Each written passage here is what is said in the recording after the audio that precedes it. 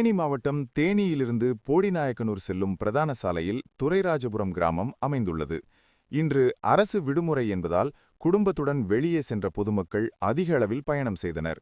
இந்நிலையில் துரைராஜபுரம் கிராமத்தைச் சேர்ந்த சிலர் போடிநாயக்கனூரில் உள்ள மருத்துவமனைக்கு சிகிச்சைக்காக சென்று பின்னர் போடியிலிருந்து தேனி நோக்கி செல்லும் அரசு பேருந்தில் குழந்தைகளுடன் பயணம் செய்துள்ளனர். பயணத்தின்போது துரைராஜபுரம் காலனி பகுதியில் இறக்கிவிடுமாறு அவர்கள் ஓட்டுநர் மற்றும் நடத்துனரிடம் கோரிக்கை வைத்துள்ளனர்.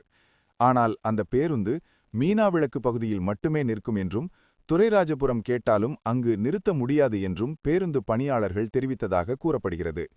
இதனைத் தொடர்ந்து பயணிகளை போடிநாயக்கனூர் பேருந்து நிலையத்திலேயே இறக்கிவிட்டதாக குற்றச்சாட்டு எழுந்துள்ளது. இதனால் ஆத்திரமடைந்த குழந்தையின் தாய் மற்றும் உறவினர்கள் உள்ளிட்ட பொதுமக்கள் துரைராஜபுரம் பகுதியில் சாலை மறியலில் ஈடுபட்டனர். இன்று விடுமுறை நாள் என்பதால் சுற்றுலா பயணிகள் மற்றும் குடும்பங்களின் பயணம் அதிகமாக இருந்த நிலையில் இந்த சாலை மறியலால் தேனி போடி பிரதான சாலையில் போக்குவரத்து முற்றிலும் பாதிக்கப்பட்டது. அரசு பேருந்துகள், தனியார் வாகனங்கள், இருசக்கர வாகனங்கள் உள்ளிட்டவை நீண்ட வரிசையில் காத்திருந்தன. நோயாளிகள், குழந்தைகள், முதியவர்கள் கடும் சிரமத்திற்கு உள்ளானதாக கூறப்படுகிறது. இதனால் 1 மணி நேரத்திற்கும் மேலாக போக்குவரத்து பாதிப்பு ஏற்பட்டது. தகவலறிந்த போடி தாலுகா காவல்துறையினர் உடனடியாக சம்பவ இடத்திற்கு விரைந்து வந்து போராட்டத்தில் ஈடுபட்ட பொதுமக்களிடம் பேச்சுவார்த்தை நடத்தினர்.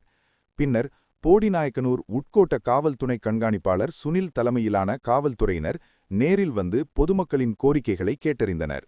இனி துரைராஜபுரம் உள்ளிட்ட பகுதிகளில் அனைத்து அரசு பேருந்துகளும் முறையாக நிறுத்தப்படும் என்றும் ஓட்டுநர்கள் மற்றும் நடத்துனர்களுக்கு உரிய அறிவுறுத்தல்கள் வழங்கப்படும் என்றும் உறுதியளித்தனர்.